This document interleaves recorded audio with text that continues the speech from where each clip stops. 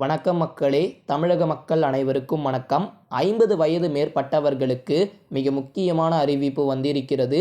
ஆகையால் 50 வயது மேற்பட்டவர்கள் அனைவருமே காணொலியை கடைசி வரைக்கும் பாருங்க. வீடியோக்கு லைக் பண்ணிடுங்க. சேனலை புதுசாக பார்க்குறீங்கன்னா சப்ஸ்கிரைப் பண்ணி வச்சுக்கோங்க. மென்மேலும் பயனுள்ள தகவல் கிடைச்சிக்கிட்டே இருக்கும் மக்களே. சரி, வாங்க வீடியோவிற்குள் சென்று விடலாம். ரயில் பயணம் அனைவருமே செய்வோம். குறிப்பாக மூத்த குடிமக்கள் அப்படின்னு சொல்லிட்டு அனைத்து தமிழக பொதுமக்களுமே ரயில் பயணம் செய்வோம். இப்படியாப்பட்ட ஒரு சூழ்நிலையில் ரயிலில் சென்று கொண்டிருக்கும் போது உங்களுடைய தொலைபேசி, அதாவது ஃபோன் கீழே விழுந்து விட்டால் என்ன செய்வது அப்படின்னு சொல்லிட்டு நம்ம அனைவருக்குமே தெரியாது. நிறைய பேர் குழம்பி விடுவார்கள். ஏன்னா முக்கியமான ஆவணங்கள் எல்லாமே ஃபோனில் தான் இப்போ நம்ம பதிவு செய்து வைத்திருப்போம். நீங்கள் நிச்சயமாக சங்கிலி பிடிச்சி எடுத்தீங்கன்னா கண்டிப்பாக ட்ரெயின் நின்றுடுமே அப்படின்னு கேட்பீங்க. ஆனால் அது புத்திசாலித்தனமான விஷயம் கிடையாது மக்களே. கண்டிப்பாக ரயில் சங்கிலியை பிடிச்சி நீங்கள் ட்ரெயினை நிறுத்துனீங்கன்னா உங்களுக்கு அபராத தொகையும் அதிகமாக போடுவாங்க. நிச்சயம் ரயில் அந்த இடத்துல நிற்காது. ஏன்னா ரயில் அதிவேகமாக வந்துக்கிட்டு இருக்கும்.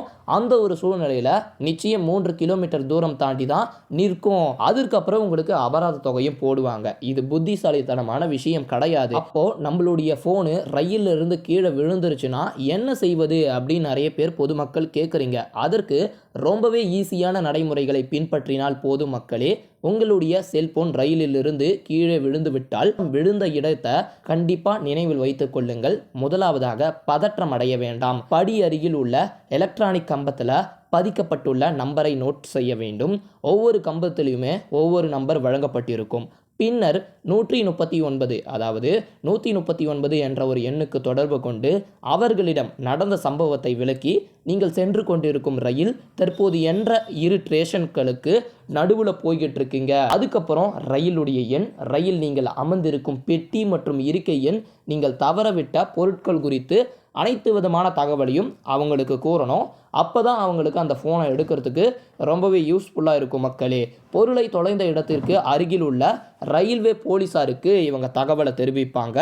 அவர்கள் சம்பவ இடத்திற்கு நேரடியாக சென்றோ அல்லது அங்கே இருக்கக்கூடிய பணியாளர்கள், பணியில் இருக்கக்கூடிய ரயில்வே ஊழியர்களை தொடர்பு கொண்டோ உங்களுடைய பொருட்களை கண்டுபிடித்து அதுக்கப்புறம் உங்களுடைய ஃபோனை கொடுத்துருவாங்க. ஸ்டேஷனில் போயிட்டு நீங்கள் வாங்கிக்கிற மாதிரி இருக்கும். ஸோ இது ஒரு சிம்பிளான ஒரு ஸ்டெப் தான் மக்களே. சேவ் பண்ணி வச்சுக்கோங்க. கண்டிப்பாக உங்களுக்கு யூஸ்ஃபுல்லாக இருக்கும். இந்த மாதிரி பயனுள்ள தகவலை தெரிந்து கொள்ள சேனலை சப்ஸ்கிரைப் பண்ணுங்கள். இந்த வீடியோவை ஷேர் பண்ணி விட்டுருங்க.